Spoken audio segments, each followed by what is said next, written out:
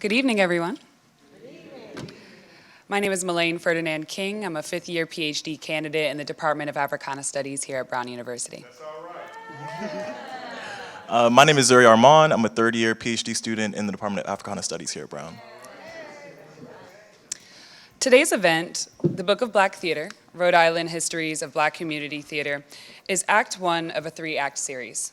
Each gathering aims to highlight and commemorate the crucial role of theater and playmaking in the Black experience, locally and globally.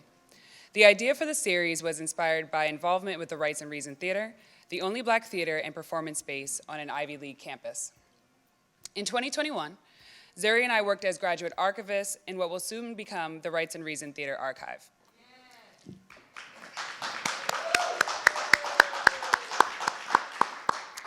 Over the course of several months, we surveyed the papers of the theater and the collection of its esteemed founder, George Houston Bass. Working through boxes of material from the 1960s to the 2000s, we uncovered images, scripts, poems, course syllabi, and administrative documents that articulated a deep concern and commitment to Black arts, Black artists, and Black education. We had history at our fingertips and journeyed through text after text, reading about Rites and Reason's role in not only its own productions, but its active relationship with the surrounding community. It effectively worked in tandem with Providence businesses and organizations to make arts and culture accessible and to respond to issues impacting Black Americans. Rites and Reason Theatre instructed workshops for senior citizens and children, gave tours of Providence parks, centers and churches, and co-hosted collaborative festivals that involve members of the Brown University campus, K-12 schools, arts institutions in Rhode Island, as well as national theaters and centers for culture throughout the United States. When I encountered the Rites and Reasons Theatre Archive in fall of 2021, in many ways I was at an intellectual and personal impasse. Still green behind the ears, I was unsure of my place in the academy because I was equally uncertain of my place in the world. Why am I here? Here, broadly conceived. How am I oriented by and within the world? Whose script am I reciting from, even if unknowingly? And what is my role once I've recognized my situation? The archive didn't provide an answer, but it did unsettle my desire to land on one that's definitive, which is freeing in many respects. And it offered invaluable knowledge that sharpened my intellectual, creative, and personal interrogation, which is all to say my spiritual contemplation, hence Rites and Reason Theatre, I suppose. So I don't want to reveal too much biographical information because this isn't about me, but I think our journey to the archive is perhaps as important as our experience within it. To put it briefly, I was a theater kid growing up, going to various performing arts schools in Charlotte. But as I got older, I succumbed to the pressure to exercise the desires that didn't conform to the scripts imposed on bodies that look like mine. And worse, I forgot that I even possessed these desires that I found reflected back to me in those white cardboard boxes in Churchill House. Without being too melodramatic, being able to experience the archive, because it was an experience, and one that I was grateful to experience with Melaine, experiencing the archive was like returning from a swim to find a new skin laid out for me by familiar hands I'd never met in this lifetime. I suppose that's what an elder does. They contextualize, they refresh our eyes, and they guide without steering, allowing creative liberties while providing the necessary wisdom time has not afforded me yet. That basement closet was stacked high with box upon box of papers, plays, essays, and syllabi, posters, flyers, newspapers, and correspondence that revealed what had been invisibilized. Black art not only holds oppositional power at the level of the idea, but it also has the potential to bring people together in dramatically different ways and towards new ends. Black people are integral to the art scene in Providence, the creative capital, even if that fact is unacknowledged. And I don't say that because we need recognition from the establishment, but because it's a simple fact, like saying water is wet. And tonight, we're going to dive deeper into that trove and uncover some more. I don't know where I'll be or what I'll become, but I know I'm supposed to be here, or I knew I was supposed to be there in that moment and be here tonight. And I'm glad to be continuing a cycle with you all. Thank you for the work that you've done, the foundation you've laid, and the critical insights you continue to offer us today. I'm excited to see where our conversation goes. In my surveying, I was introduced to Providence Garden Blues, an Afro-Surrealist play set in 1970s Providence, written by George Houston Bass. He believed that Black people living in the United States remain connected in their common past, their common present, and their shared future, and especially in the role of Black theater to uplift the Black person's capacity to be whole and free to be. Through Bass's poetry, theory, and literature, we learned that playmaking is the complete theater process, from the interpretation of the life experience of a people, through the mind and imagination of the playwright, the performance skills of the director and the performers, to the eyes, mind, and life experience of the audience, the people, our community. The Black theater reflects a continuum of African American heritage, a unified progression of African American critical thought and action. Through the work of Black actors, playwrights, directors, and production teams, we see a charting of the cultural and historical changes fashioned from Black folks' collective efforts to become whole and free persons. Black theater helps us think out and think about several relevant questions. What might it mean to craft character and action outside the aesthetic sensibilities of Euro-American culture, or at least to strive for it? How can we expand our understanding of the Black American experience to not only concrete event and personal accounts, but also through the mythical, the fantastic, the sacred, and the speculative dimensions of cultural and historical memory? How can we commemorate the theater as a form of cultural documentation of Black life? In this room today, we are witnesses to, and some of us torchbearers of, local and national Black theater history. We hope this series contributes to an ongoing dialogue with scholars, university students, and community members in what George Bass would call folk thought sessions. We'd like to thank Professor Emil Terry Morgan, Kathy Moyer, Jason Tranchita, the Kogut Institute for the Humanities, the Department of Africana Studies, Decipher, a journal and collective on Black culture and criticism founded by Zuri, Arman, and Kristen May, and the Rites and Reason Theatre, for their support and sponsorship in organizing the event over the past few months.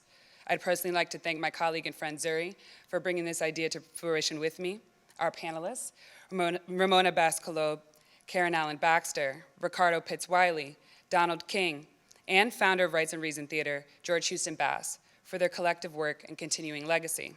Thank you all for joining us as we consider the stakes in the future of Black community theater, performance, and recreation.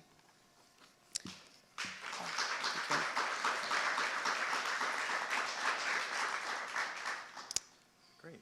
And so now we're just going to get into introducing our panelists. So Karen Allen Baxter was recruited to Brown by professor and founding Rites and Reason art director George Houston Bass. She's now the retired senior managing director of the Department of Africana Studies, Rites and Reason Theatre, where for over 30 years, she developed and produced the department and theater's projects, productions, and programs.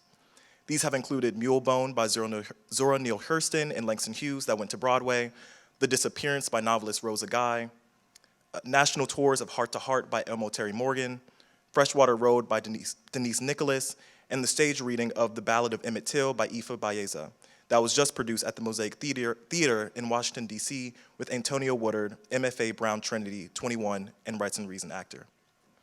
Baxter also curated and produced the Black Lavender Experience, Theater, and Conversation, sparked by queer artists of color, and spearheaded the Tougaloo BLX Intensive Exchange.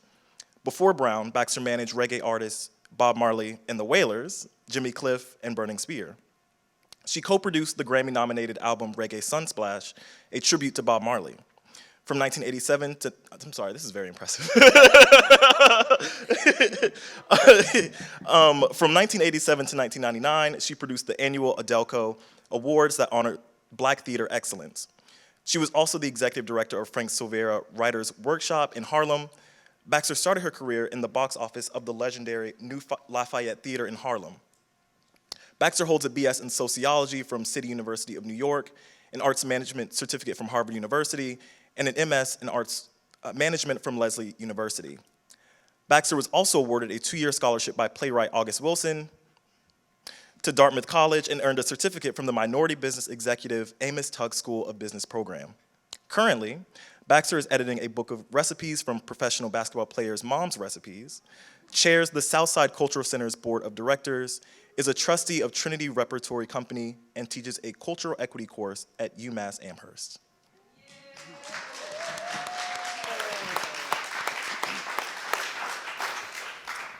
Ramona Kolobe has helped create theater for the generations of a new world. Known as the Watermelon Lady, She helps reshape the wisdom of folk tales from the cultures of the world for the delight and enlightenment of children. She brings her tradition of storytelling from her Jamaican and Native American ancestry together with her formal education to create works that open up the treasury of healing and understanding. Through her work as former costume designer with Rites and Reason Theatre, and along with the Rhode Island Black Storytellers, she uses performance modes as a link between the local and the larger community, the college-trained and the working class, to engage them in a mutual exchange of knowledge and ideas. Her practice is derivative theater, built on stories, tales, oral history, improvisation, and scholarship.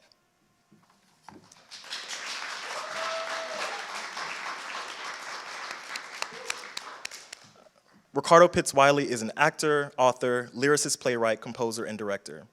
He began his professional career at Trinity Repertory in Providence, Rhode Island in 1974. At Trinity, he appeared in productions of Brothers to Dragons, Gem of the Ocean, Radio Golf, A Christmas Carol, Tom Jones, Uncle Tom's Cabin, and Uncle Tom's Cabin, among others. In 2000, he co-founded Mixed Magic Theater with his wife, Bernadette V. Pitts-Wiley. At Mixed Magic Theater, Ricardo has appeared in productions of Fences, King Lear, Rose's Money, Othello, The Diner, and Mr. Stone, Letter from Birmingham City Jail, Fate Comes Knocking, and Reflections, Growing Up a Black Man in America. He has directed more than 20 productions for the company. As a playwright, he has written the civil rights dramas Fate Comes Knocking and Reflections, Growing Up a Black Man in America, as well as page-to-stage adaptations of Moby Dick, Frankenstein, Don Quixote. Thank you. The Red Tent, and 2 short stories by Zora Neale Hurston, Sweat and Gilded 6 Bits. He has taught theater at MIT, University of Rhode Island, University of Southern California, Rhode Island College, University of Dartmouth, Hofstra University, Long Island University, and Eastern Michigan University. Ricardo is a 2017 Pell Award recipient.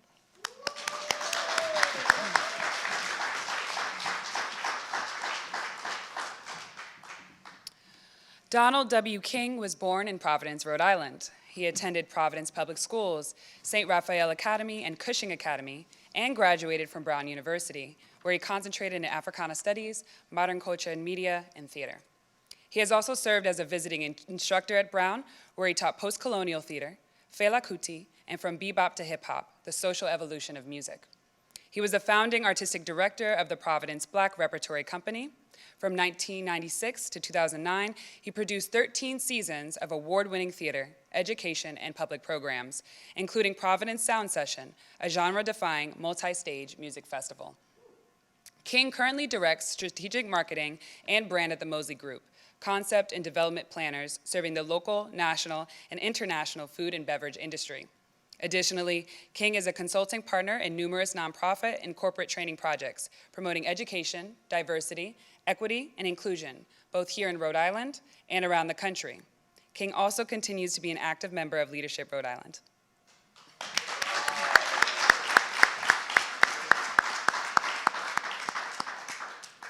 And so now we'd like to invite our panelists to begin our conversation with their opening remarks, beginning with Mrs. Baxter.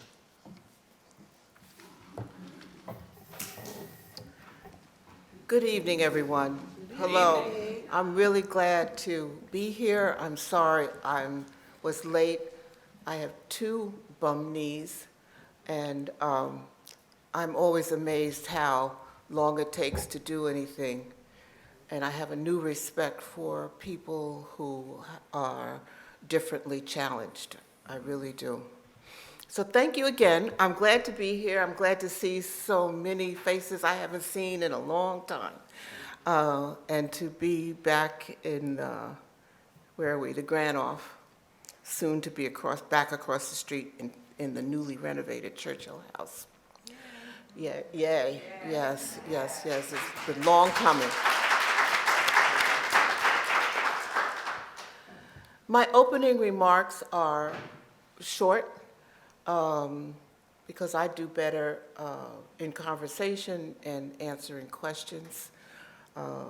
So I will just start by saying I hope that this is the first of many discussions like this around Black theater and performance, music, mentoring, training, and performance spaces, et cetera, et cetera.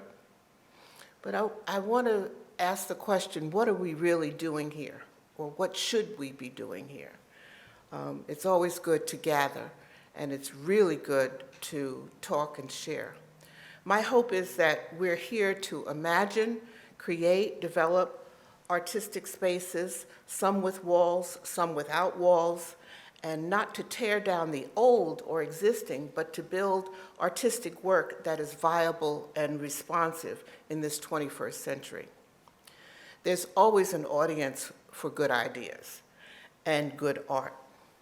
The Black theater movement of yore, of which I was a part, stands as a testament to bravery, endurance, creativity, and boldness. We should not try to recreate it. That was then, this is now.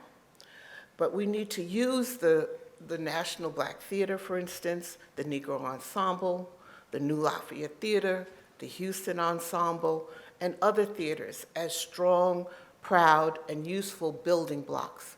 We can build on top of them, or we can even dig new spaces and build alongside of them, because these are foundational supports that we need to honor and use. I'm finished. Thank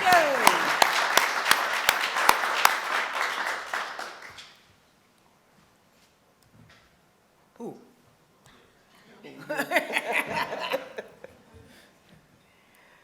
Good evening, everyone. My name is Ramona Kolobe. Small introduction about myself. I got my Bachelor of Arts in Theater in 1972 from Brown. I got my Master of Arts in Teaching English in 1983 from Brown.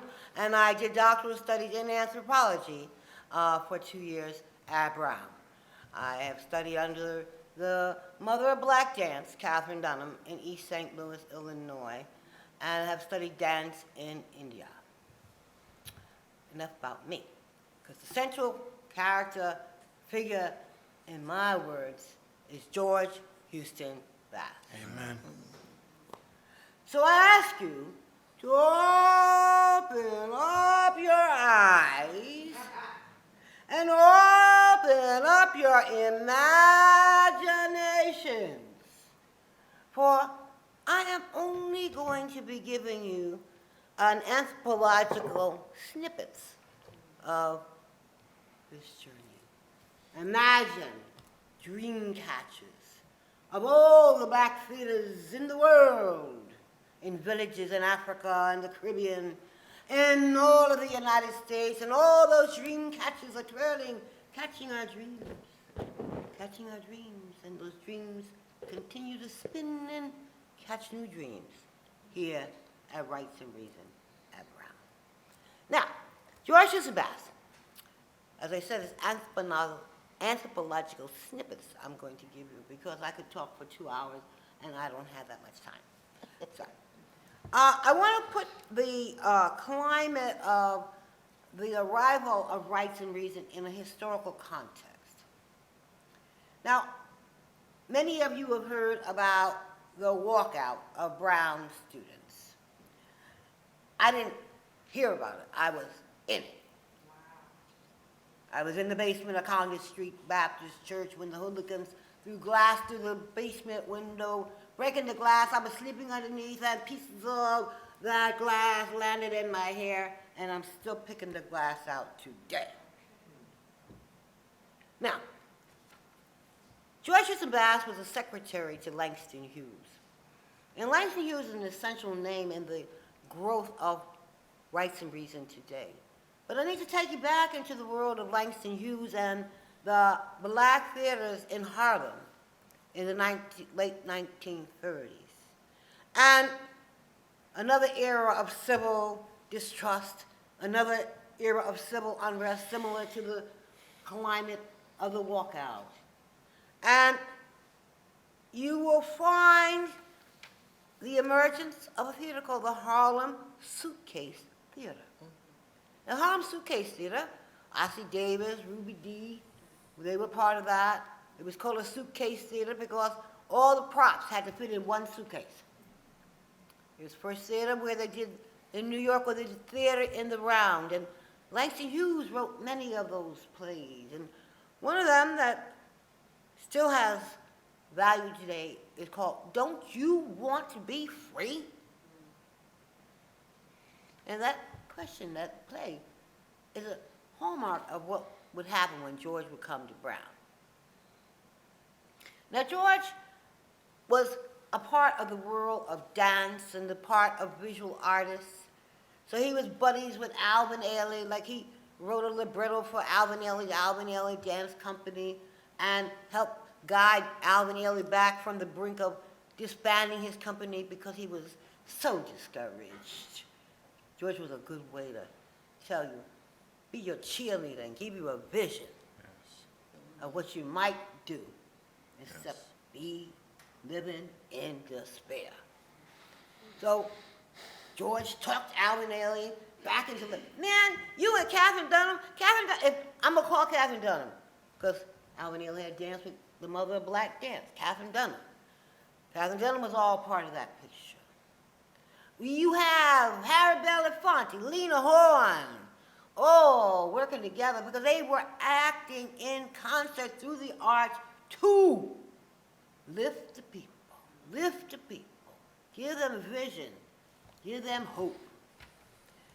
Now, as I said, I'm giving you little snippets, so I'm going to go through my Dreamcatcher book here and see what I'm going to pick up next.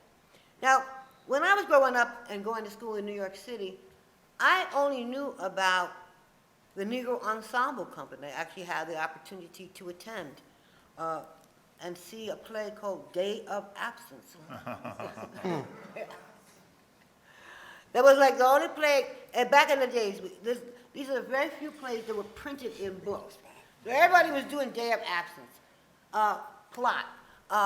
The black people in a southern town walk out and they disappear, and some of the black actors play in whiteface and pretend to be white people, and the real white people get distressed because they don't have no workers, or the black people then walked out.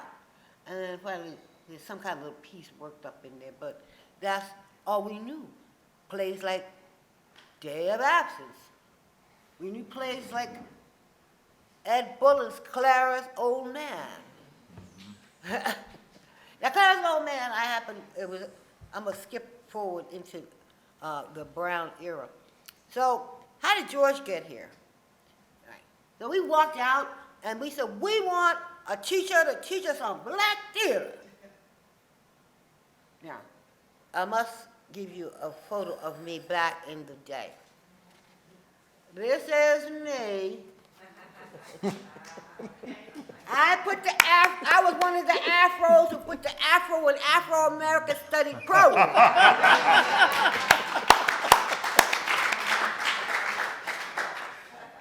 This was taken in the old greenhouse at Brown. And since there was this concept of the book of black theater, I'm carrying a big old book in the greenhouse, so I'm flipping the script, okay? Now, we did Clara's Old Man on the main stage theater at Brown with the guidance and insistence of the late James Barnhill. And the resistance from the suck and buskin people was, oh no, we can't do that. Our subscribers wouldn't want to see black people on the stage. They won't come. But if you know the plot of Clara's Old Man, there was another reason why they didn't want to come. Because the play was about gangs, and the play was about lesbianism. But we just thought it was about black. We didn't, it was all a struggle. We was all having unrest, whether it was in gangs or gender identity. And we did the play, and we had pack houses that did not dispel the distrust of the Brown administration. No. So finally, the late Professor Charles Nichols and his wife, Mildred Nichols, recruit a man called George Houston Bass. They call around to their friends in African American life, and along comes George Bass. Now, he did not want to come here. He was immersed in the New York theater scene. Actually, he was working at WGBH TV producing the first series of black films where the likes of Morgan Freeman, now a household name, but nobody knew him then, and Ossie Davis, and playwrights like Adrian Kennedy, and actresses, huh? And my dad.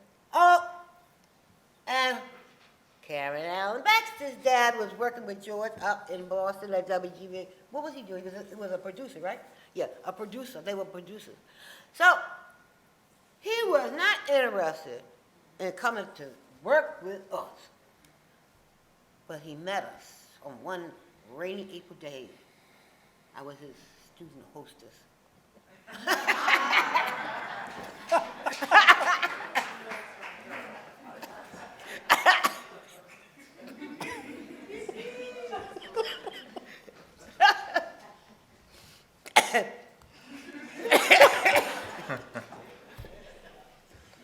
Skipping over to the next story.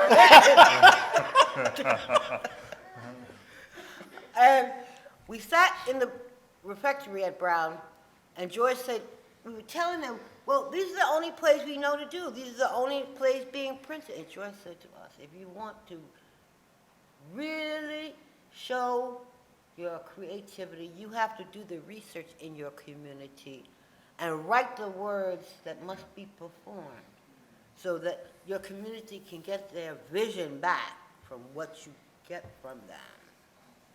And that's the birth of the research to performance methodology. So finally, he looked around the table, and he was like, I really don't want to come here. And we said, oh, please, please. And he came. And he worked, and he worked, and he worked. And he worked in ways we never knew were possible. Like, I actually have the first song I wrote in his class typewritten on onion skin paper. Yeah, boy.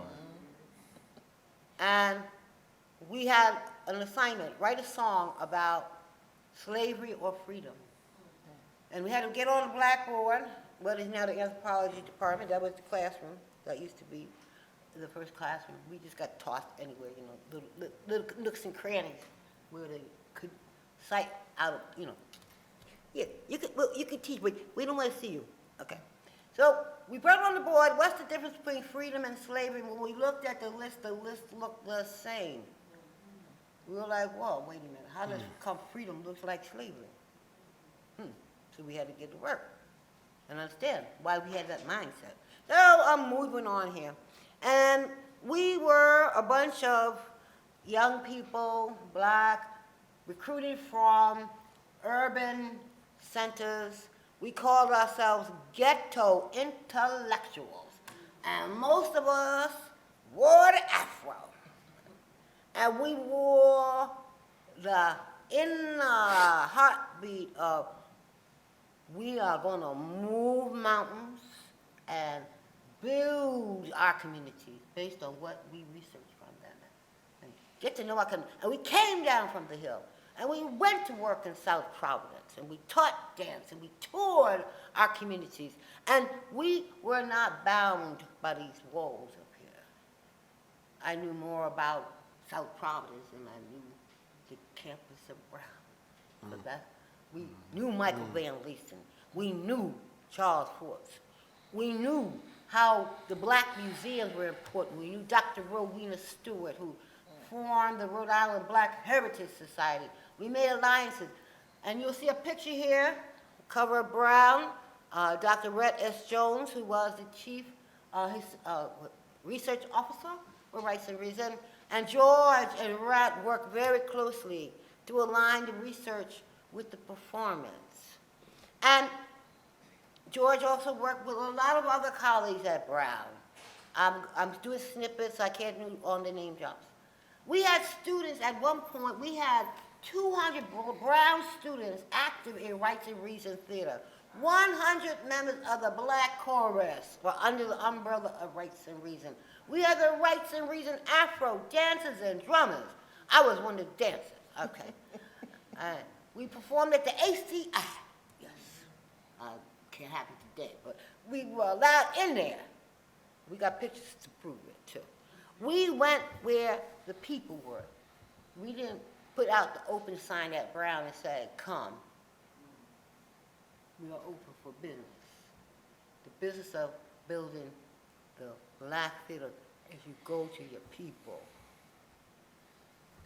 George, I'm snipping it around. I'm gonna do a little name dropping. I want to give acknowledgement to how the outreach of impact of Rites and Reason affected more than just Black theater. Big Nazo is in the house.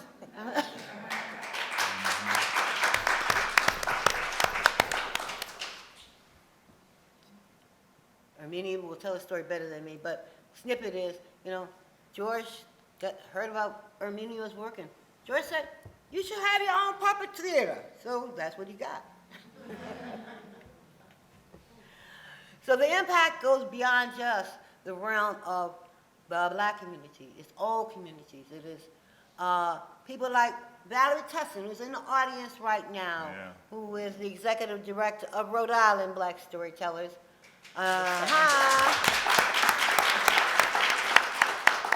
We are a direct outgrowth of Rites and Reason Theatre because we are both under the wings of George. All right. My wings were under there longer than yours, but anyway, yeah. You got to understand anyway. And we are in our 25th year, whereas Rites and Reason Theatre is just a little above 50 years. So I've been doing what I've been doing for over 50 years, and I'm so happy to be continuing the work. And I can hear my 10 minutes is wrapping it in, wrapping up, because I don't want to, I got just two more things. I want to mention Nina Simone. George is very close to Nina Simone, and there's one of her hit songs that he wrote called Sea Lion Woman. Sea Lion Woman, she drink tea, she drink coffee, and then go to bed. Sea Lion Woman. And on the stage is also my colleague from one of the grand festivals that George produced. It was a week-long festival. We was all up and down. We was taking stuff down at the Smithsonian's, had sculptures taking it in, but that wasn't this festival. Providence Festival 1. And Ricardo was the associate director, and also he played the role of Ziki. And that song has to do, the song I'm about to hum or sing is called We're All Gonna Jam in the Key of Z. Now the key of Z is the key of the impossible. Z key. Z key is coming. Z key is coming. Z key is coming for my people and me. And when he gets here, and when he gets here, we're all gonna jam in the key of Z, key of Z, key of Z, key of Z, key of Z. All right. Yes, ma'am.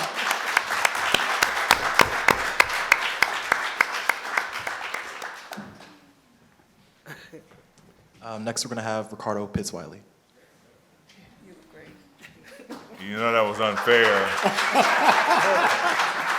Making me follow Ramona and Karen. So I got to put the pressure on you, my brother. I feel it. All right.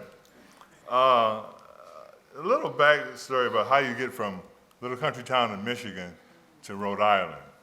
I'm gonna start there, and hopefully. I had to cut this out. Originally, we had 20 minutes each, so I had to cut down a whole bunch of material. And even with 20 minutes, it's like, there's so much stuff here, that any one sentence that you write is a whole story. But I'll try to stay within my 10 minutes. All right. I first came to Rhode Island in 1974. I had been cast in Brother to Dragons, a play that Trinity Repertory Company was touring and performing in Philadelphia. The play was directed by Adrian Hall, who I had never heard of, who will become one of the most influential people in my life as a theater artist. I had an audition on Monday morning where Adrian never looked at my sorry excuse for a resume. I had no headshot, and the only monologue I knew was Romeo's death scene in the tomb. After I finished, he asked me a few questions, gave me back my sorry resume, and asked me could I start the next day at 10 a.m. Fate can be a powerful force. The next day, I walked into a rehearsal room with Barbara Meek, Richard Neelan, Richard Jenkins, Ben Powers, George Martin, Pamela Payton Wright, Rose Weaver, and a host of other extraordinary actors. I was overwhelmed at first, but after lunch and I hadn't been fired, I thought to myself, hell, I got this. This was bolstered by the fact that I was one of 5 black actors in the show. True, we were all slaves, but we were key to the story, and we were getting paid. I continued with Brothers Dragons as they toured to Connecticut and Boston before coming to Rhode Island, where a film version of the play was shot. After the filming was over, I just stayed in Providence. One day while walking downtown, I ran into Adrian, who very casually told me that rehearsal for the next show at Trinity, a musical, Tom Jones, began next week. I joined the company as an acting fellow, and after my second season and 4 shows, I joined Actors Equity and became a member of the resident company. In my 4th year at Trinity, I started to get uncomfortable with the realization that although there were black actors in the company, it was very rare to see any black people in the audiences. Except for the late Vera Fairweather, there were none. The fact that I knew her name should tell you something. I had to do something about not being able to say, I had to do something about not being able to I know what I wrote here. Looking out night after night, looking from the stage and not seeing anybody that looked like me or my family or the community I came from. I also realized that I had been so enmeshed in the world of Trinity Rep that I really didn't know anybody, black or white, outside of the company. The very talented actor Ed Hall, who had been in the original Broadway company of A Raisin in the Sun, one day told me about going to see a production of Raisin presented by a legendary Providence Black Theatre Company called the Skatoman Players. Ed told me that one of the founders of the company, Catherine Robinson, played the role of Mama. He said she gave the best performance of the role he had ever seen. I went looking for the Skatoman Players, but unfortunately at that time, they were a group in decline. So I decided to start my own company. This was a ridiculous notion, but I was 22 years old and didn't know any better. So with the support of my roommate, Joe Monte, an electrician and DJ, both of us laid off, used our unemployment checks to form the Performing Arts Theater. We decided that our first show, Douglas Turner Ward's Day of Absence. I'm telling you, a play I had done in college would be done at a site we didn't know yet, with a company of actors we didn't know yet, with a director who had never directed, no place to rehearse, and no production team, and no money. But we jumped in feet first. Sometimes ignorance removes fear from the equation. About 10 weeks after we started, with amazing support from the Providence Black community, the Performing Arts Theater presented Day of Absence at the Old State House on Benefit Street. One of the lead actors in the show was the late Larry Leon Hamlin, who would later form Star Theater Productions in Providence and later the North Carolina Black Repertory Company and the National Black Theater Festival. Fate can be a powerful force. During this process, I came to know Joe Duran, a gifted artist who was mentoring black students at RISD, and Wyatt Paul Davis, a talented theater designer and technician and one of the smartest theater artists I ever met. I also met the great George Bass, who had brought black arts and artists and the black community to College Hill to Rites and Reason Theatre, a provocative, brave, and brazen program based in Churchill House at Brown University campus. This was a historic, powerful time in Rhode Island and America. Nobody understood that better than George Bass. It was the year of the bicentennial. Black students were on the campus and raising hell. The black arts movement had found new energy and new purpose, and George Bass was encouraging the imagination of black artists, including myself, to ignore the conventional rules of Eurocentric theater. In the summer of 1976, inspired and supported by George, I wrote my first play titled Journey to Myself. That play became a significant part of Providence Festival 1, Jam in the Key of Z, which brought together the greatest collection of black talent the city has ever seen. It was magnificent. Or as my dear friend Larry Leon Hamlin might say, it was martastic. During this time, I met Bernadette, my wife of more than 46 years. Wow, yay! She is a brilliant and beautiful and brave, true theater artist and a warrior, and I couldn't have done anything without her support for all these years. After the festival, it was hard to hold the center together. Over the next 25 years, the black theater scene in Providence experienced more than a few fits and starts. Also, we lost far too many too soon for those who provided the fuel that drove our creativity. Still, there was enough passion and drive for black artists and creators to form the Black Heritage Society, the Langston Hughes Center for the Performing Arts, the Artship Project, Black Artists of Rhode Island, the Providence Black Repertory Company, the Rhode Island Black Storytellers, WAR, the Southside Arts Center, and Mixed Magic Theater. There are many other stories to be told about the history of black theater in Rhode Island. Some of it is glorious, some of it is difficult. But it is a story that needs to be told so that we can give ourselves the opportunity to honor those who came before us and lay a strong foundation for those who must come after us. Faith can be a powerful force, but so can faith. Thank you.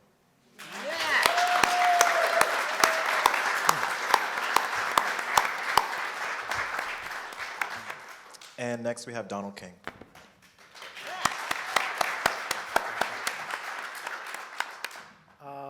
Do we have the clip? You always gotta keep open to the different cultures, but one thing about every single culture in the world, everyone loves a beat. Everyone moves by a certain beat. Now we all have different genres of music we all love, but everyone loves a beat. I love sound session because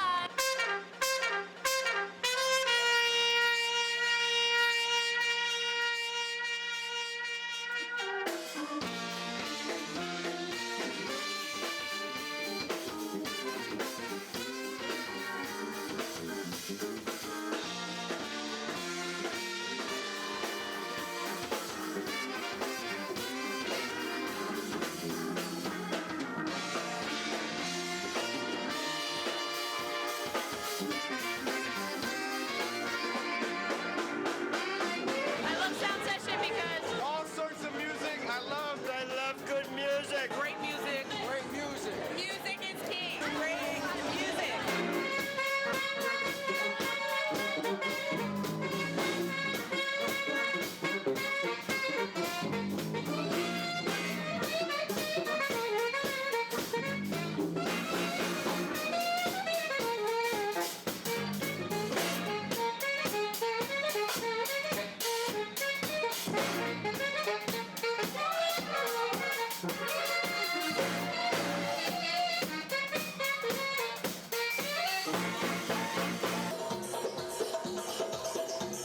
I mean, energy in general is contagious.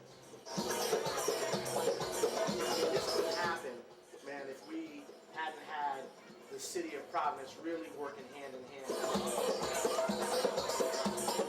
So negative energy is contagious. Yep. Positive energy is contagious. Progressive energy is contagious.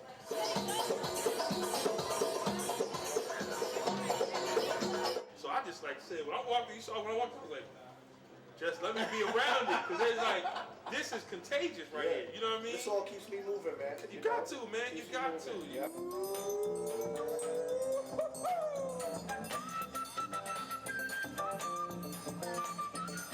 I love sound session, guys. Good time, good people. All Providence come together to hang out with friends. Cool, chilling people. Because the people, beautiful people. Beautiful women, Hot guys, beautiful people.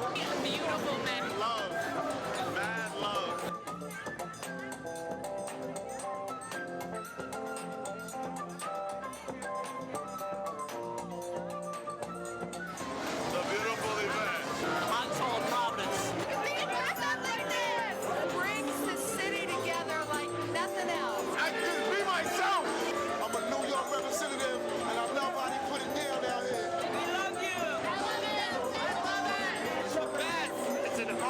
time. It's the most diverse crowd, and it really reflects the city of Providence. That's why I love Sound Session. I love Sound Session because it's the best thing that happens downtown in Providence all year. Everyone in town comes. Everybody who spends all the time over on the east side, over on the south side, or the west side, all of a sudden is here, and they all see each other, and then they all know they all live in Providence.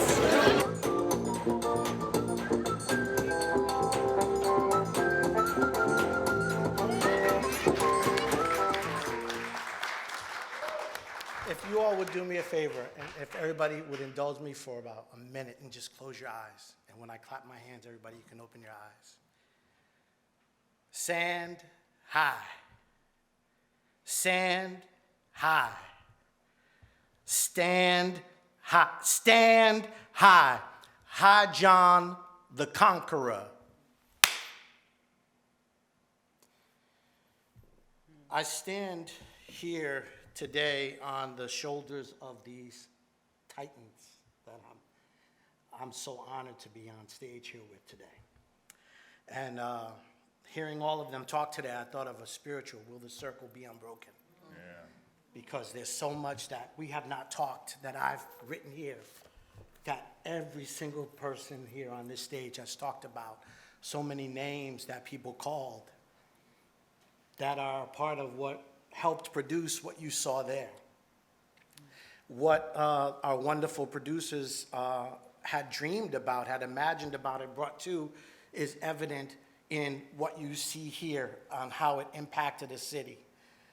So I want to thank you both for having us, and for this is really an important conversation.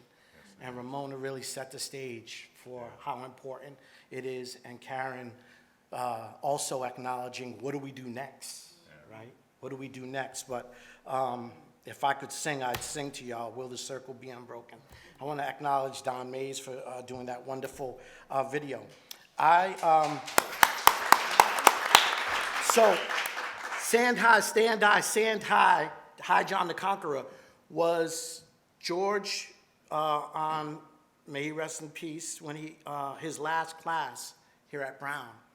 He let me in the class as a sophomore or freshman, and he told me, you're gonna work, you know? And I think he let me and Rhonda Ross, we were the only freshmen who he let in this senior class on the Black Arts Movement, all of what they're talking about. And we did not know it was his last class, but the class was packed. I mean, imagine this room, I mean, people were standing in the doorway trying to get into class, and George was slapping me on my back. And Stand High, Stand, he had Ancient Mama, he had all these figurines. High John the Conqueror, High John the Conqueror. And it means a lot of things to me, and has meant a lot of things to me over time. And it has been a resource for me. So in the spirit of ritual, I wanted to bring that into the room today.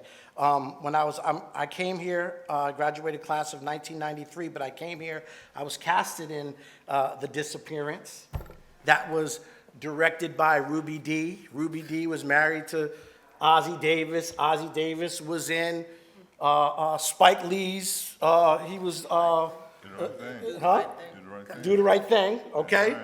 I'm gonna call some names too, because I think it's important for y'all to understand the impact, how far this goes out into the world. So I was casted in Disappearance by Rosa Guy, and I didn't know what I was doing, but a good sister realized that I didn't know what I was doing as a young actress, and she took me to one of the cafeterias, and she taught me how to study my lines and learn. But little did she know I really wanted to be a director, which is what I eventually became. But we studied the Black Arts Movement, which is what was spoken about here.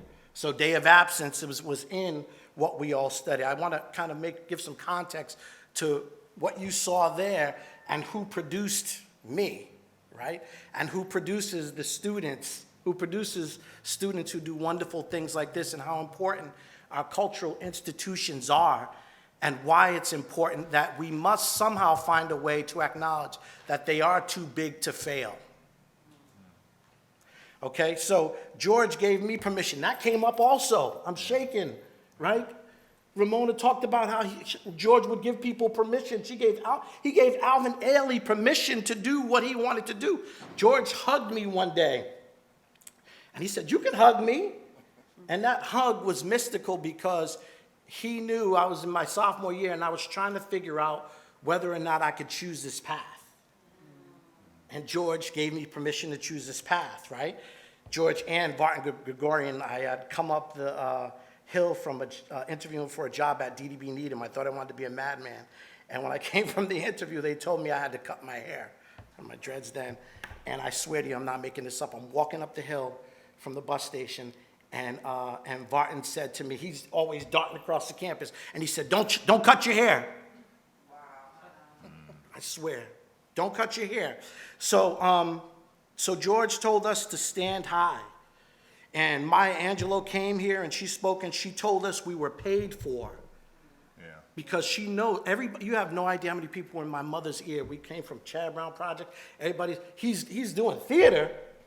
He's at that school. He's supposed to be a banker. He's supposed to be, but Maya told us we were paid for and that we could choose our passion. When George passed away, I was approached by a sister who was here from Tougaloo. Her name is Anjanou Ellis. If you don't know who Anjanou is, she played opposite Will Smith in King Richard, amongst many other things. Yeah. So Anjanou approached me walking across. Don King, I need to talk to you. See me again. Don King, I need to talk to you. And eventually she and I founded the George Houston Bass Culture Collective with the likes of Rhonda Ross, Daniel Alexander Jones, George Lindsay, who may be in here also. When Ramona, the circle being unbroken, Ramona talked about, she knew more about South Providence than she did about this campus. It was the same impulse. It was not just about students here. So we had people from RISD, from Johnson & Wales, from URI. We had med students here, econ students. We wanted to create an institution for black creatives. And Elmo, Rhett, and Karen said yes. And I'll never forget when Rhett said, he said, man, this happens in cycles. He said, I wish if I knew how to bottle it, I'd be a rich man.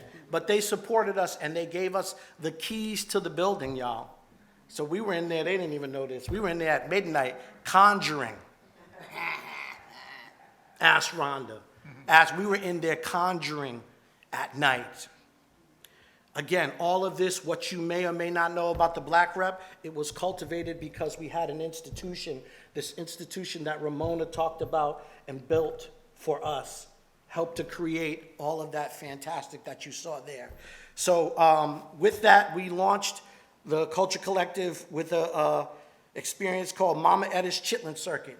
And Elmo went in his bag and brought us some titans from Black Theater in New York. Yep. And so we had students, and then we had Black theater professionals from Harlem, MBT, come up here, and my mother cooked. That was the birth of Miss Fanny's Soul Food Kitchen, which became a restaurant in this city. Okay? That was born here from the work that we did, but we did Mama Edda's Chitlin Circuit, and it was amazing. And I'm telling you, you had econ students, you had biology, people we didn't know. The university would never even know were creative, came out of the woodworks to do this performance, and it was because we had people who were connected to the Black cultural experience who were able to bring in people to help us. Marsha West. So, and we did plays, calling names, Ed Bullins. Good, may he rest in peace. Ed, I knew Ed personally. We did Street Sounds by Ed Bullins. We did work by Adrienne Kennedy. Rhonda Ross directed her play. And then from all of that, it created a foundation, right? It produced that excitement, that passion in me to make me want to go out and do this in the world. And I linked up with Ricardo, and I linked up with Larry Leon Hamlin. And with Larry, I toured the we toured the country. Celebrations, yeah. African Odyssey. African Odyssey. I was the stage manager with Ricardo. And when it was time for me to kind of figure out what I wanted to do, I went down and spent about a month with Larry and sat in his living room. Larry is the founder of the North Carolina Black Repertory Company and the National Black Theatre Festival. Yeah. That's a whole other conversation. Denzel, Entisaki Shange, I could call names. You're in the elevator with those folks. Yeah. I'm in elevators with all the people that I studied. And Larry brought me in rooms when he was negotiating. This is me. I was, 22, 23? Had no idea. And I saw this man in the South with all this power negotiating, hotel rooms at no cost. And nope, you're going to give me this because I'm bringing this much money into your city. So I learned, I sat at the feet, and then every night, I didn't get to go to bed. I had to sit up till 4 in the morning and watch tape. Arms Too Short to Box with God. This play, that play. I'm sitting on the couch, and Larry is teaching, and he's giving me this something. Yeah. He's telling me how to stand high. And after about 30 days, because the other thing about Larry is you had to get up at 7 in the morning. Yeah, that's right. He did not play. You had to make it up and be ready to get out the door and push that paper. Larry convinced Mike Van Leesten to support me and to help me found the Providence Black Repertory Company. Yeah. And the Providence Black Repertory Company was founded in 1996, and for 13 years we did award-winning theater education public programs.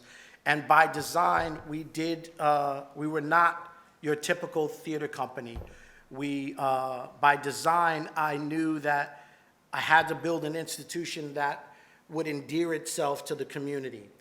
So we did youth arts education programs where I trained, we had a theater company with girls, and we worked with the Langston Hughes organization. Also, I need to make sure I acknowledge that organization. And we work with Rites and Reasons, but we did theater education programs. My niece Sherry, we did Entisaki Shange's for colored girls, and that production with high school girls was probably one of the best performances of that show I've ever seen, by them young sisters who were really tapped in and dealing with some of the things that go on in that play. I came to find out that they were dealing with some of that in their own lives in high school. So we ended up, we were incubated, before I go to the Black Rep, we were incubated at the AS220, at AS220. I'm not sure if Bert is here, but I want to acknowledge Bert Kranker and AS220. And, yeah. And then there's a whole bunch of, I can't tell you all the stories. There's a whole bunch of stories like my Cuban roommate, Louis Rivera, who could pass for white, found out that I went to the loft that was the Black Rep, and they wouldn't rent it to me.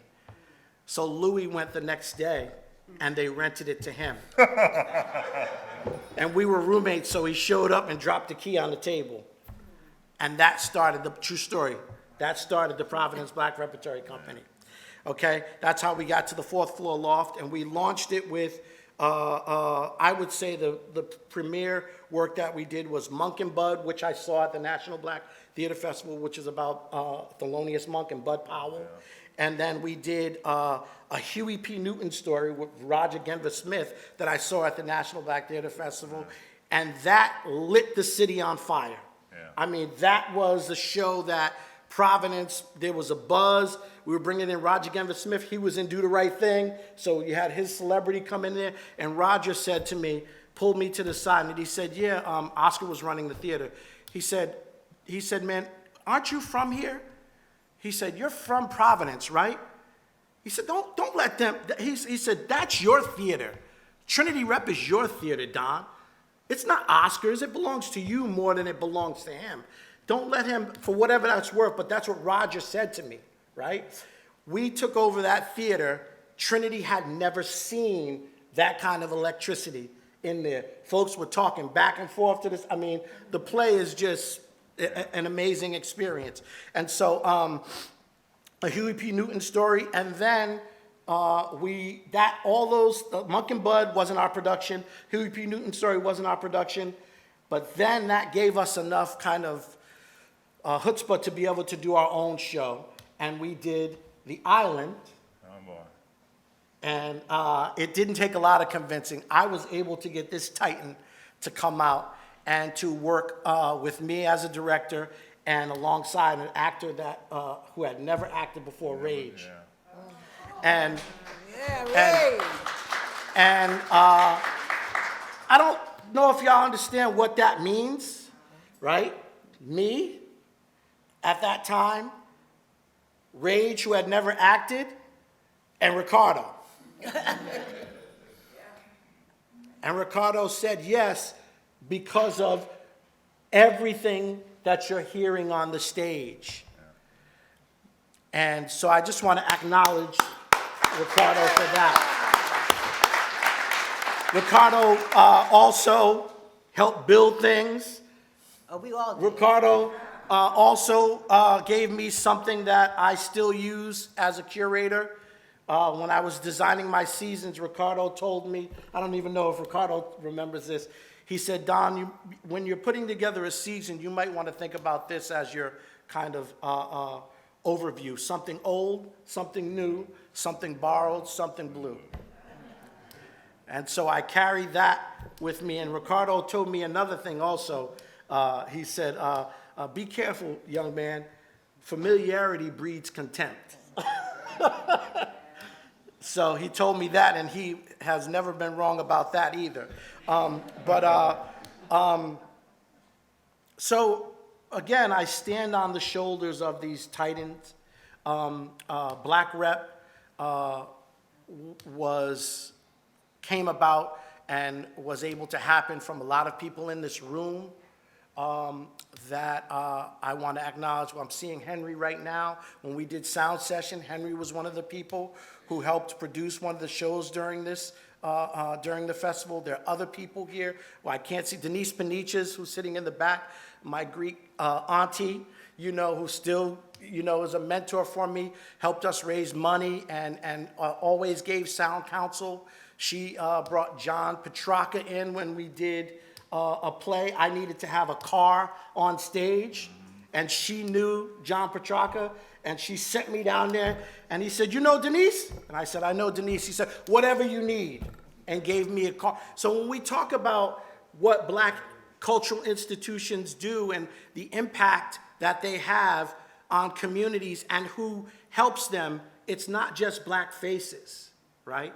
And also when you talk about and think about the impact that we have on the world, there are designers in this city. Kyla Coburn, who has designed a lot of restaurants and places in this city, she got her start early from designing the Black Rep Cafe. An amazing design. I was walking into and then I'll close with this because I can cover some of my other stuff when you ask the questions. I was walking into an art store, and this woman came up to me, white woman, and she said, are you Don King? And I said, yes. She goes, my son used to come to Black Rep to your youth programs and make beats. And I said, oh. And she said, yeah, now he's in LA working at Sony. So there are people who are working in the mayor's office. A lot of people landed well after the Black Rep, and that's another part of the story that isn't often told when you all were talking about the reality is not necessarily what the truth is that Black Rep still continues to make, as it was an anchor institution, and still continues to impact and transform the city. And so I think I'll leave it there and turn it over to you all. And thank you, everybody. Thank you.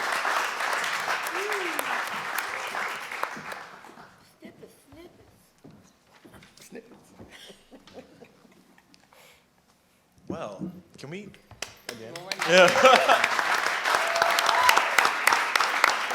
That was great, man. That's great. That was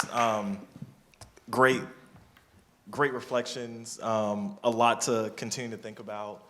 And I guess we're going to continue to pull some of those out, as Dawn said, with the questions. So we wanted to start with our first question, which I think you all kind of covered, but I think that we can dig into further is, how do you define community, and what's the difference between theater and community theater?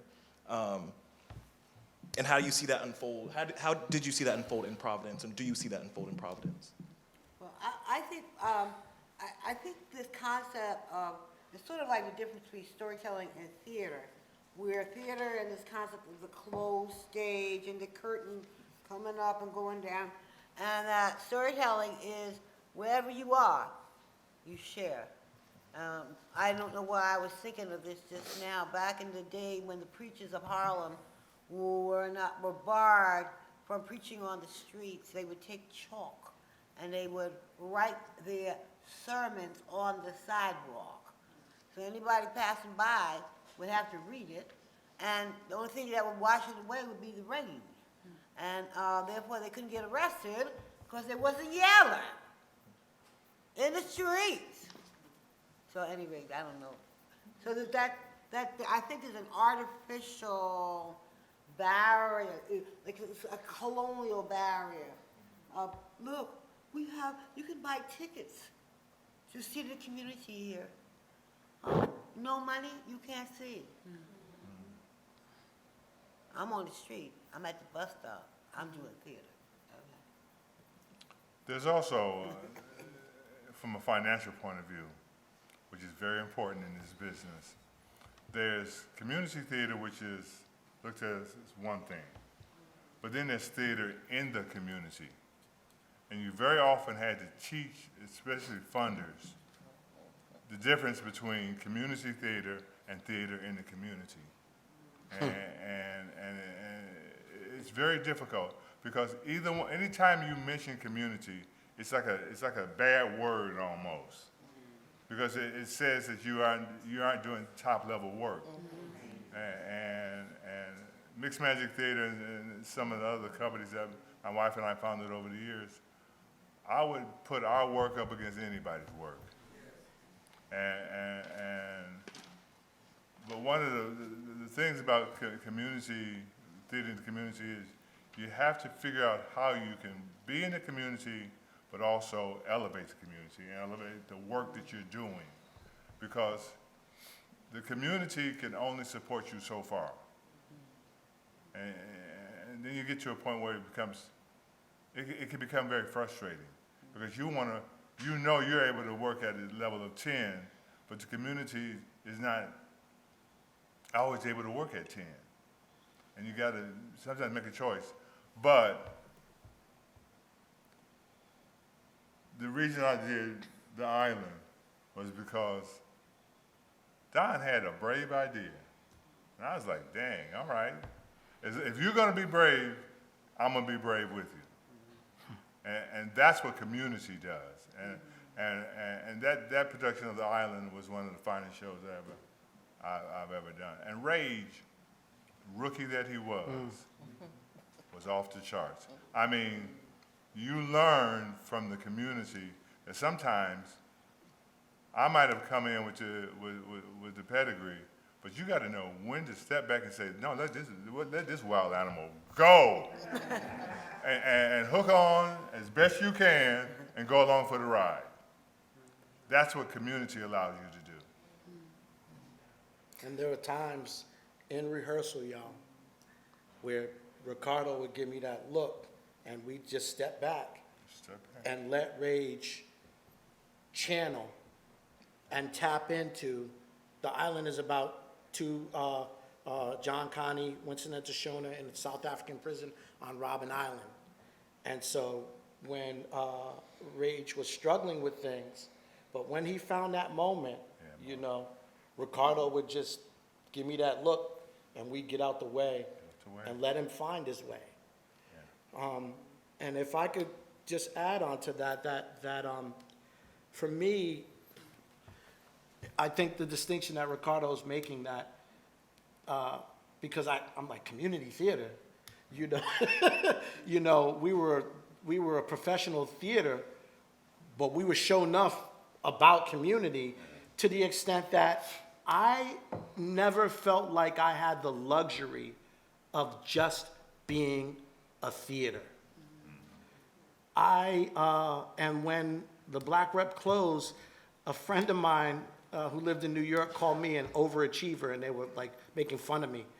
And, you know, because we did theater, education, public programs, sound session, you know, and I don't think I could have filled the seats if I just did theater. I had to do all of those other things because I just didn't have the luxury of being a theater, which is, that was my thing. That's what I did as a creator. But the way I got people to come to the theater was giving them hip-hop programs, festivals, Latin jazz and salsa nights, you know, every Wednesday night. You know, we did a number of, you know, music festivals, things like that, in order to endear ourselves to the community, in order to get them to trust us, right? We created a living room for them. Literally, people would say the cafe felt like a living room. Mm-hmm. And then, oh, I'm here for this, I'm here for some deep house, and then you're seeing in the bathroom a poster for, you know, Day of Absence. Yeah. I'd just like to add about community. I don't like that word at all and try not to use it. As Ricardo said, it's code, particularly with funders. And it's usually code for people of color, poor people, deprived people, people who are in need of white help. It usually means those kinds of things, and I just refuse to use it in my proposals or anything. I don't care what I'm talking about. I never want to say community theater. Yeah. It just makes my hair stand on end, which is not hard to do, but I just don't like it. And I've been thinking about, well, what other word do we need? We don't need another word. We're art makers. Yeah. In theater or in dance or in music. We don't need the codes, no matter where we are and no matter our financial status. The word community also signals financial status. Mm-hmm. And the NEA, the National Endowment for the Arts, I haven't... Don't get me started. Yeah, right. Perpetuates that thinking. Yeah. In how they think about funding. Yeah. You know, the different levels. So I would like to urge you and invite you to erase the word community when you think about the arts and you think about Black theater, that they don't go together. They just don't go together. One of these things is not like the other. Yeah. Yeah. And I also don't have an excellent relationship with the word professional. At one time, during my short stint at Brown University in Rites and Reason Theatre, I began to talk about and write about Rites and Reason being a professional Black theater on the campus of an Ivy League university. And I did it for a while, maybe a year or so, and somebody in University Hall happened to read it or was told about it, that this is how we were describing ourselves, because we were working with what the industry calls professionals. Don mentions Ossie Davis and Ruby Dee and Rosie Gee and Ntasaki Shange and others.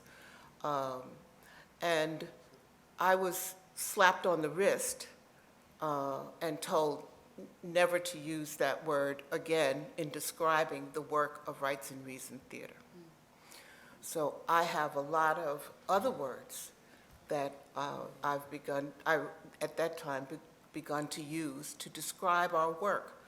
And it was important, also oftentimes the word professional is important in descriptions of art because it makes you eligible for certain kinds of funding. And, you know, I'm sure there's a question about funding and the financial status of Black art and Black theater, but professional gets to be important, almost as important as the code for community. Like, I want to share a brief anecdote, is appropriate here. When George was up for tenure to become associate professor, the Rites and Reason was still then not formally in the theater, dance, whatever the department is. I was still emerging out of the English department at Brown. And the English faculty unanimously said, yes, we want to give him tenure. The motion was taken to University Hall. It was sent back and said, we deny him tenure because we see no future for Black theater in the next 30 years. And if you would like us to reconsider this tenure motion, George will have to get an outside committee and peruse a 30-page paper on why we should have someone teach Black theater at Brown because we see no future for it. And I think we're a little further than that these days. But that saying, the concept of, no, you can't call yourself professional. That's that colonial repression at work. And George almost pulled up the whole theater and moved to HBC in North Carolina. And then when he did that, the university said, oh yeah, you can be associate professor. But that's after he got like Bruce Steen of American Repertory Theater. He had gone to NYU, De Niro had written in support of him. That still didn't sway the university. Just let you know. Thank you. Those are really insightful. I feel like community and professional are words that we use a lot around here, especially, regardless of your faculty, staff, or student status, you definitely gave us something to reconsider, especially as we move forward in the creative scene and how we define ourselves and continue to define ourselves. But you were right. So the next question is about staying afloat when it comes to Black institutions. And so if y'all could share a little bit about how you got creative in thinking about funding. You touched a bit about language, but how did you create the institutions and the spaces that you created from the ground up with zero funds? What resources did you utilize? How did you make it happen? I could jump on that. My wife and I have formed 4 theater companies, 1 in San Diego, 3 in Rhode Island. This is a double-edged sword, because on one level you say, I will do it anyway. I'm not going to wait for I'm not going to ask for your permission. I'm not going to wait on you to support me. I'm just going to do it anyway, you know. But then the other side of that sword is, well, if you could do it anyway without me, what do you need my support for? So it's part of the reason why it's so difficult to maintain programs over a long period of time, because the initial energy gets drained. The founder's energy gets so drained, and you make a decision. Mixed Magic Theater is in the process of it now, of trying to pass the baton. But we're not trying to pass the baton of our creative ability, because the next generation is saying, do we have to fight those same battles that you've been fighting for the last 25 years?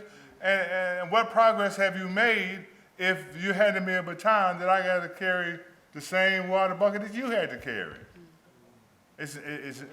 And that's a legitimate concern. That's not being selfish, that's being real.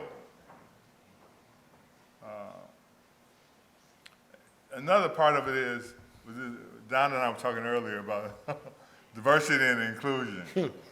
You look at these grant proposals now and they say, what have you done recently to include, be more diverse and inclusive? And I write on the grant proposal, nothing! We are diverse. We are diverse. From day one, we were diverse and inclusive. This is a question designed for white theater companies to answer. And if they answer it a certain way, the funding that you should have been getting automatically, they siphon it off and go to them. It's crazy, but it's real. I will say, Rites and Reason, in a way, was blessed, and by being at Brown University.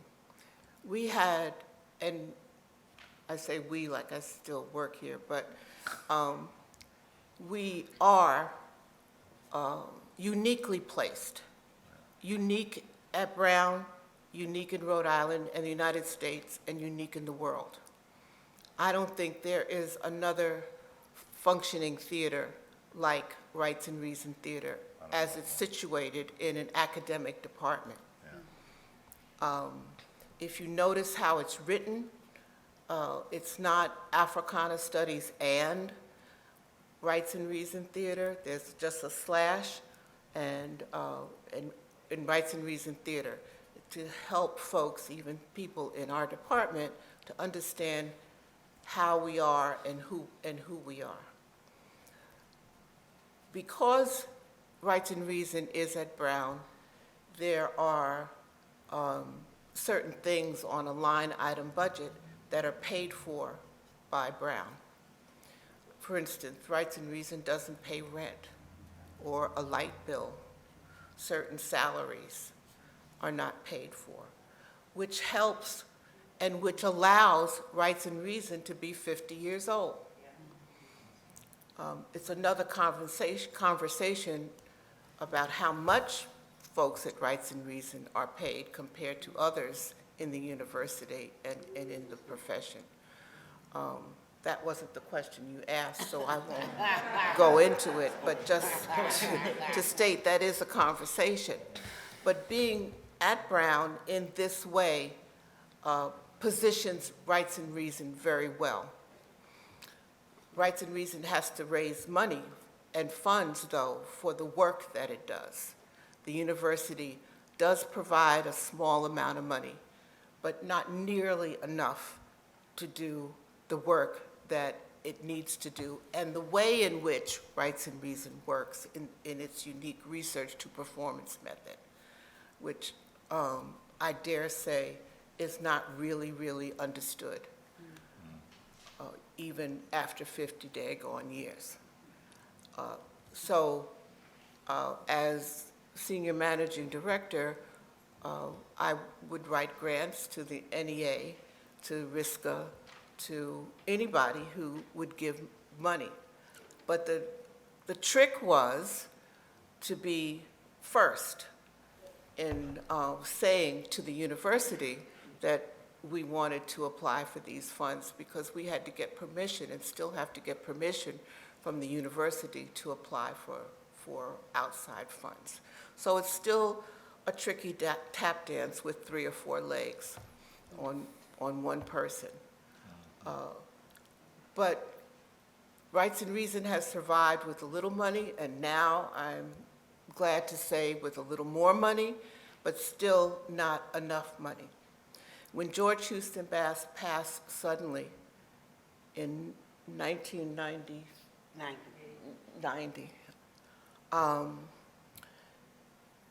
generous donors gave us a lump sum of money. It wasn't a whole lot, but it was enough, I thought, to create an endowment.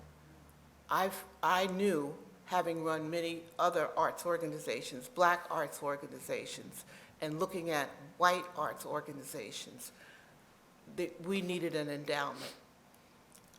So without anybody's permission, we created the George Houston Bass Endowment. The university used to try to make us spend the yield from the endowment. And because this endowment, according to the university, was unofficial, they wouldn't allow us to grow it. So the endowment, I believe to this day, is still the same amount that it was in 1990. Wow. And as a silent protest, I never used the yield. We just put it back in. It couldn't, it would go back in the budget. We just wouldn't use it. But most recently, in recent years, they've forced us to use the yield from the endowment. But the endowment hasn't grown in 20 years or more. 30 years. And I'm hoping that in this new era, with this new light, with this arts way running up and down Angel Street and the renovation, the much needed and long awaited renovation of Churchill House, there'll be discussions about being able to grow the George Houston Bass Endowment. Yeah. There's another circle that is, it feels like needs to be spoken about, it that's unbroken too, which is what Karen is talking about. I don't know how positive that circle is when you talk about what the industry, what the university wouldn't allow y'all to do. Ron Gallo was the head of the Rhode Island Foundation at the time when I was running Black Rep. And Ron was a good friend. Ron invited me to his wedding. And Ron would take me and Mike Van Leeson to the side and say, I'm trying to lobby my board to move the Black Rep out of the arts funding to put you all in the social services because that's where the money is. I can't give you any more money annually if you're in the arts.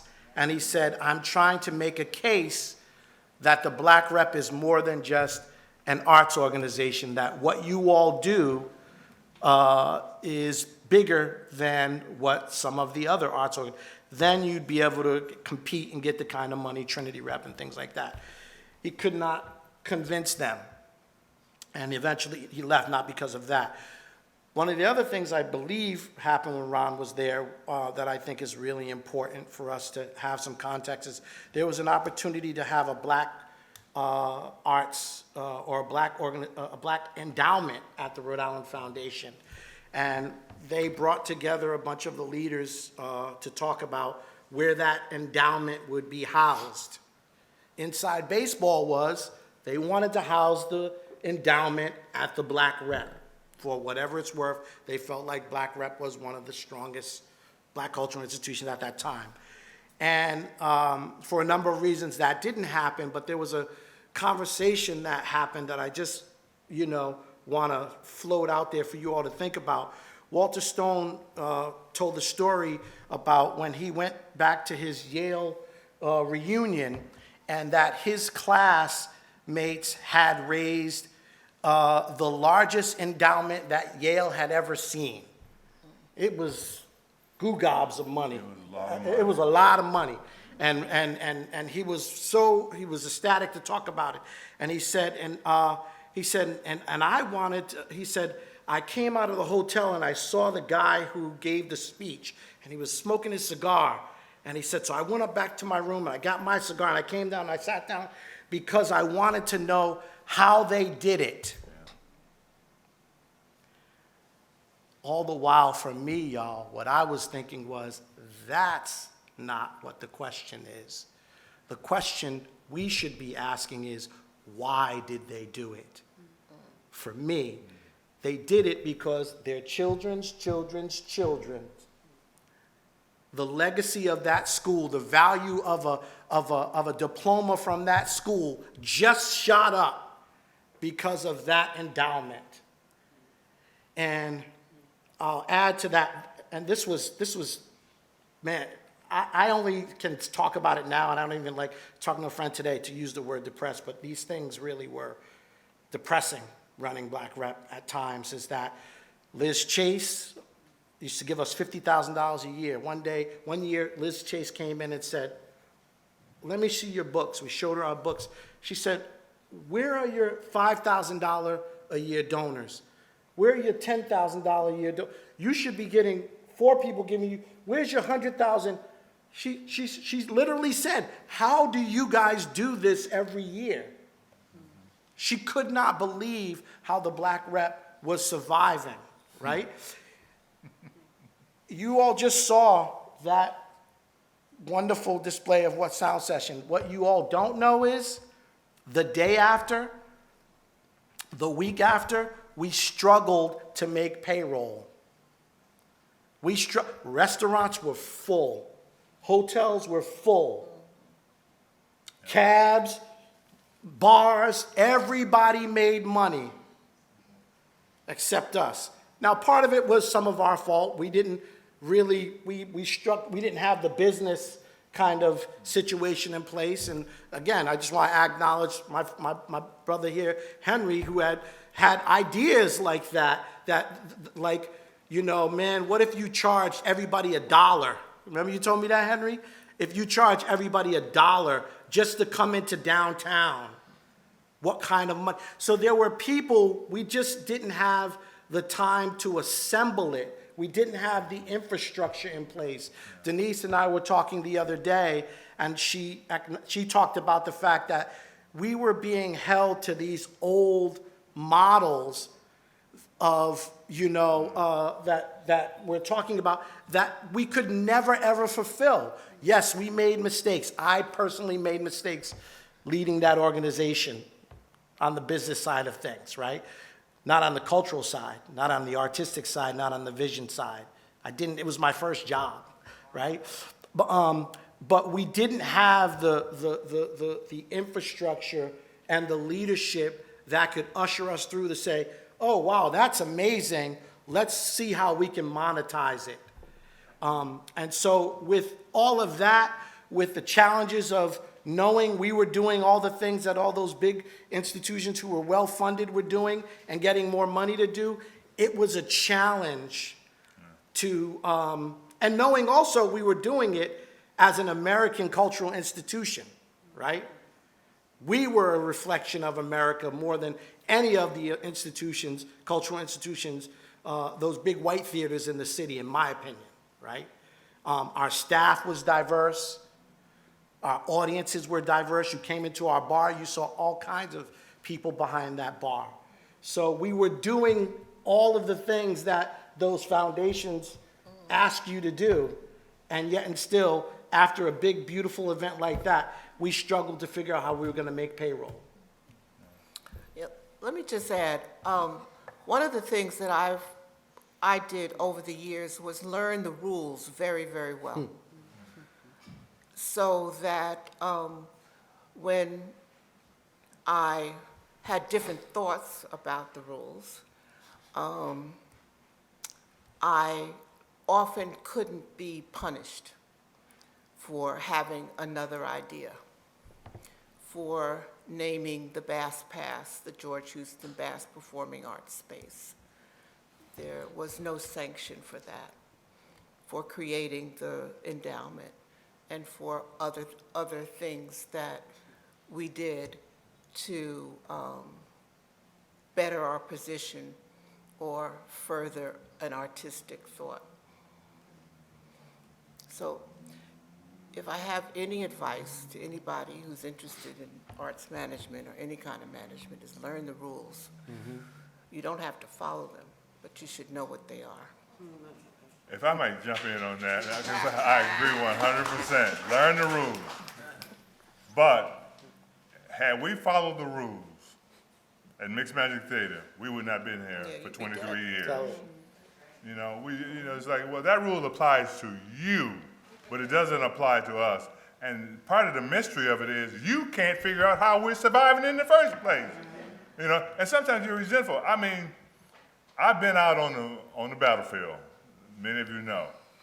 I'm known as a troublemaker and an outspoken critic of certain things. I don't apologize for that. But as I look back on it, if I had known then what I know now, I would have played the game a little differently. And that's what we have to be able to teach our next generation. You got to understand the game, but you don't have to play the game all the time, but you got to understand the rules. And also, if you can't define when you've won, it's not a good battle. If you can't define when you've won, not a good battle to fight. I'm synthesizing what all of you have said. Are you thinking like a shareholder or a sharecropper? And that's a very big distinction. We are not investing in our creative work as shareholders. We are still sitting in the audience like, okay, I'm a sharecropper. Let me see what you got to say, and I'll think like for a minute, and then I'll go think like somebody else for another minute. We are not investing in the vision as a shareholder, and we still picking cotton. If I may chime in with one other thing,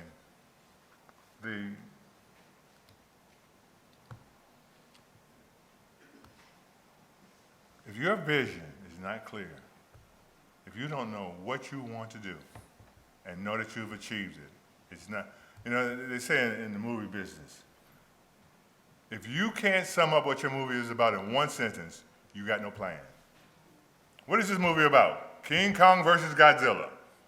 I mean, the great example for me is when Steven Spielberg was pitching Star Wars, it was cowboys and Indians in outer space. Bernadette and myself, when we started Mixed Magic Theater, we said our motto, our driving force is going to be first, think diverse. We will not let it be an afterthought, which is so often is. It's just an afterthought. You have to find a way to make things simple for yourself, because other people are going to add. I've been in so many meetings where somebody was looking at me and said, Ricardo, I've been mad at you for 20 years. I'm going to give you a check. But I had to let you know that I was mad at you for the last 20 years. Well, why were you mad at me? Because every time we would come up with something, you would come up with some reason why we shouldn't be doing it. Well, maybe you shouldn't have been doing it. But our vision never wavered. In 23 years, it has not wavered an iota. First, think diverse. Build a more literate and arts-active community. Arts active, that's what Ramona is saying. Don't be a sharecropper, be a shareholder. Thank you. We want to be mindful of time, so we'll just ask one more question before closing out. So yeah, I think that your responses, especially Karen, really are pulling us to think about the current moment and to think about the legacy that we're carrying into the moment right now. And so the question is, like, what is the role of theater in contemporary Black life, and what's your wish for the next generation as we continue? You spoke about that a little bit, but we'd like to hear from all of you all about where you'd like to see us go. I just want to jump in with just a kind of headline or kind of concept.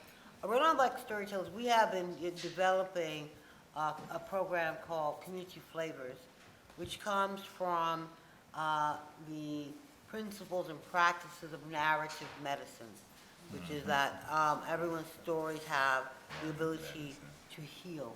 And we've been gathering people around food and stories.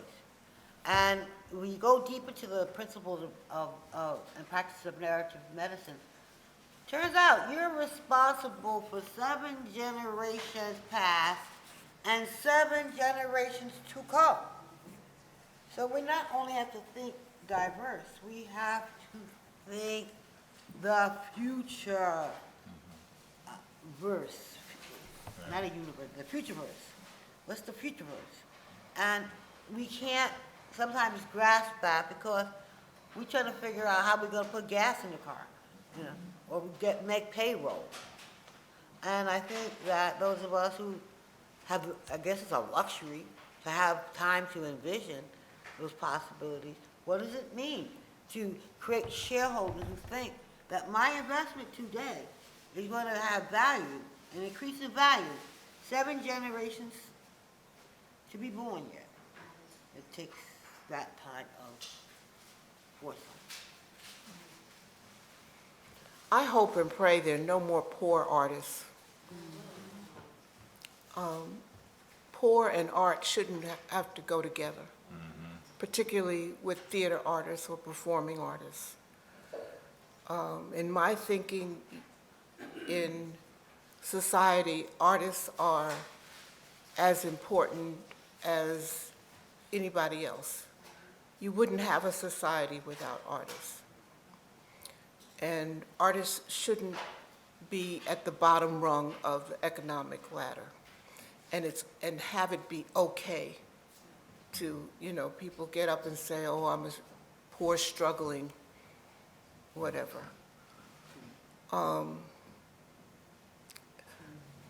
That's my hope and prayer as we build the next era of Black art, that, poverty is not part of it.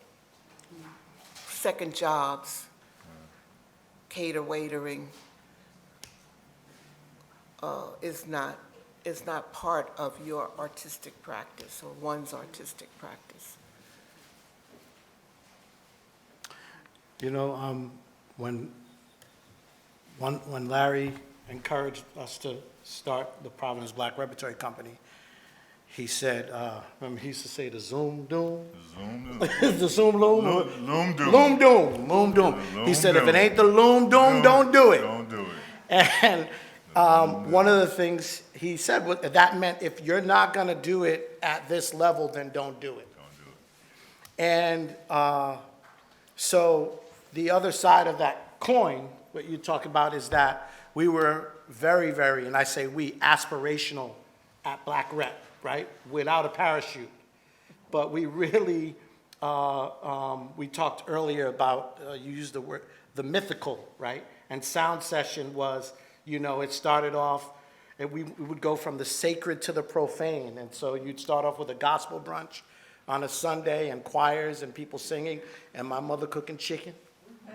And then you'd end up on that Saturday with scantily clad people marching through the streets of Providence, Rhode Island. Dancing. And that was that mythical kind of experience, that Afro-diasporic mythical experience where Ifa, remember we walked through and you had folks in all white and people were having experiences, right? Transformative experiences. And so that was really, you have folks from the mother of them all, Trinidad, and from Brooklyn, who would brag about what we did here in Providence, to the extent whenever I would go to Brooklyn for Carnival, right?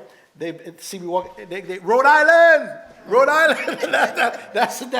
but they were so proud of coming here to Providence, right? That because we gave them a mirror, we gave them a platform in ways. We gave them a different audience than the one they were getting in Brooklyn. And I'm not diminishing how important that Brooklyn, New York thing was, but here was another experience that they had. And so I think you were asking also about this, is that, one of the things that I was trying to do at Black Rep was that this community needed a mirror. As a child growing up, I didn't have a reflection of myself to the degree that I saw when I came to Brown and experienced here, and then when I would go to Atlanta or Oakland. And so it was aspirational in trying to create an opportunity to give this community, a mirror to itself that is really, really important. And it's important in the work that everybody here has done and continues to do. It's to give this community a mirror to itself. One of the things that it took me some years to piece it all together. But I remember when I was a little boy in the Baptist church, my father walking down the aisle carrying the cross as Jesus on his way to Gethsemane. And how proud I was of my dad, you know. And then years later, I remember my mother directed a play in the church called The Devil's Funeral, you know. And so when I decided to pursue a career as an actor, I was ready for pushback from my family. I got no pushback at all. It's like, no, you go do your thing. It's part of your legacy. I would go to funding organizations and say, I need to teach some people, involve them in the arts, some adult people in the arts, because young people don't stay in the arts unless they see somebody who looks like them in the arts. Mama, dad, auntie, somebody, cousin Joe, the next door neighbor, the deacon at the church. And they would, if I was going to teach 14 and 15-year-olds, they would throw money at me. But I said, no, I need to teach their mamas and their daddies, because they're the ones who 40 years ago, when they started taking arts programs out of the school system in Providence, Rhode Island, that makes it difficult for us to survive today. There was a time when Hope High School was putting young artists into the business. Yeah, somebody of them still working around town. Alonzo Jones, who has saved more black theater companies in this city Amen. than anybody. I mean, when I grow up, I want to be Alonzo. Me too. Yeah. You know, he's a gentleman, but he has saved our behinds over and over and over again. He came out of Hope High School. Yeah. Our music director for our choir, we got a great choir. You need to come see us in less than a month. Came out of Hope High School. Actors that we worked with came out of Hope High School. Hope High School doesn't have a theater program now that you can hang your hat on. Singers that we worked with came out of Central High School, came out of Mount Pleasant. None of them anymore. But that's a generation we cannot give up on. The theater does not survive on 16-year-olds. It survives on their mamas and daddies and their uncles. I'm so proud of our grandson, Bernadette and our grandson. He's 6 years old. He did a viral video of The Undefeated. And the author, Kwame Alexander, wrote him a note saying, keep, you know, but that's the future. But you don't lay down the future by pushing kids out on stage. Like they used to say about church, don't send your kids to church, bring them to church. Well, don't send your kids to the theater, bring them to the theater, and some of the deepest conversations I've ever had in my life was coming away from a play with my kids. And I gave Yale some of that money. So we didn't get any of that money, but Some of it. yeah, man. You gave him a chunk. I gave him a chunk of money, but we have to invest in adults in the same way we invest in young people, because they won't stay unless they know that they're following. You know, one of the things about the work of August Wilson, I'm gonna close on this. I've done 7 of August Wilson's plays. They're not all great plays, but it's the first body of a work of a black playwright where you can spend your entire life doing the work. You can do a whole career going from the little boy and Joe Turner's Come and Gone to Bynum, to Old Joe. You can have a whole, just like Shakespeare. You could have a whole career doing this body of work. That's simple. But we have to support that work and allow black theater companies to develop not only August Wilson, because he was the only one for 20 years, like nobody else existed. But we need to offer a platform for black art to develop, and 60-year-old kids doing The Undefeated and their grandmother doing Nicky Giovanni in the same show.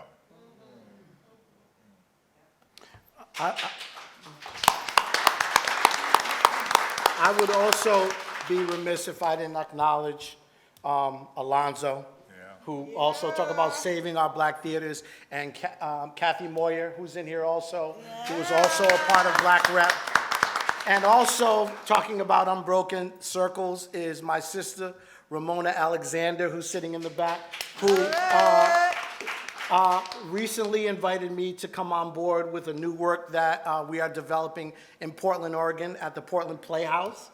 And I'm working with her as a creative director on a new project that is examining the 100 days of protests that took place in Portland during the pandemic. And I want to say that I used to dance with Elmo Terry Morgan. And our costumes were very brief. But y'all was looking good. Scantily clad. And Elmo Terry Morgan used to do set design and write plays and tour with us. So we would be remiss if we did not acknowledge Elmo Terry Morgan.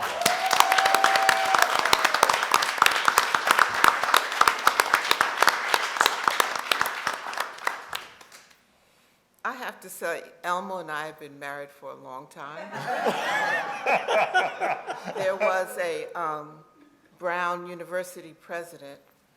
We were invited to his house for dinner, Elmo and I forgot the occasion. And, and he really thought we were Mr. and Mrs.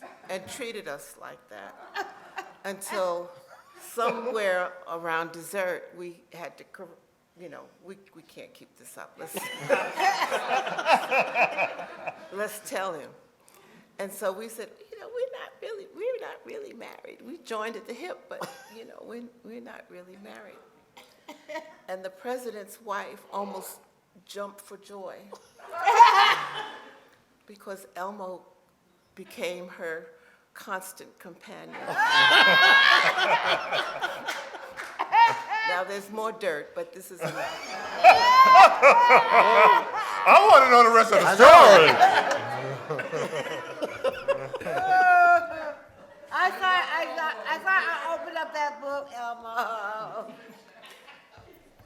But part of the success of Rites and Reason is because at first it was a weird marriage, not weird, but a different kind of marriage after George suddenly passed away. George was here today and gone tomorrow with no plan. And the marriage was me and Rhett. And Rhett will tell you in a second, he's not a theater person. He's a historian. But we managed to continue the work of Rites and Reason until I went to New York and said, Elmo, come on now. He says, I don't want to do that. Same thing I said when George said, please come and work with us. But Elmo came, and thank God he did, which formed another kind of marriage. There were two men and a girl. Rhett, Elmo, and me. But it worked, and it worked well until Rhett was gone. And then it was just me and Elmo. And because it was me and Elmo, with the many years behind us and us looking at the future, wanting to make a future, because if we had put down our guns and our gauntlets, the university would have said, oh, okay. All right. You had your run. What, June 30th? What, you, okay. What was that 10-year rejection?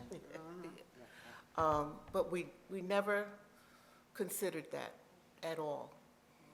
And I really have to say, Elmo, thank you.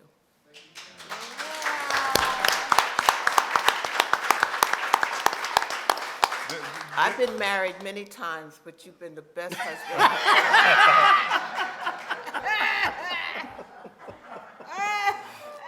The best kind of husband that I've really had. There's a line in Tim Rice wrote in Jesus Christ Superstar. If every voice was silenced, the rocks and stones themselves would start to sing. We have got to reinvest in our communities to say there's no such thing as silence as long as you're not screaming. You know, as long as you are screaming, and you have to be heard, and there's no excuse for not being heard, because the theater. The question is, what is the purpose of the theater? To give a voice to the voiceless, and to give a louder voice to the loud. And as Tom Griffin, an actor at Trinity, once told me, the purpose of theater is to tell people things they already know. You know, just make it vivid. I'd like to share a brief poem that I wrote when George passed away. It was published in the Langston Hughes Review. This was also a part of the experience of Rites and Reason, and this is a memorial edition. There are a lot of writings in here from many people all over the world paying tribute to George. But this is a poem I wrote that gives you a sense of some of the parts of the man. Praise song for a myth chief. For my beloved George. Epic grab. Do, baby, do what you got to do. 'Cause dues been paid for knowing the blues. Sultan of street talk, strumming pencil through hair that's been woven into Nile-long braids stretched way back there in Africa.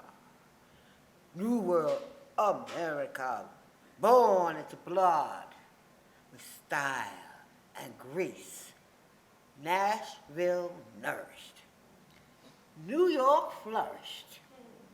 And Providence encouraged by folks believing that one myth-mouth Bass, wizard writer, born on the same day as Shakespeare, believing in the 4th of July, ought to know something about the ways and wisdom of the all-race kind. And he did. Indeed he did. Yes, he did. Yes, he did. Did he do? Did his did? Yes, he did it. Yes, he did it. Did his do. So back, Red Rabbit. Here comes George on the Houston Underground, bouncing with Z-Key and rocking with old Sisyphus. Sis Bull, too, fast-tracking his way to a Duke of Dozens meeting, called to order by Langston to muse on Mulebone, while Zora was waking up a snoring Satchmo. Satchmo was sleeping off an all-night jam with none other than Coltrane and Bessie, who just knew that George had something to say. And he said it. Did he say it? Yes, he said it. Yes, he did. Yes, he said it. Said it saying his own way. Wrote about the preachers and all the people, too. Because folks say, tell them about the Providence Garden Blues.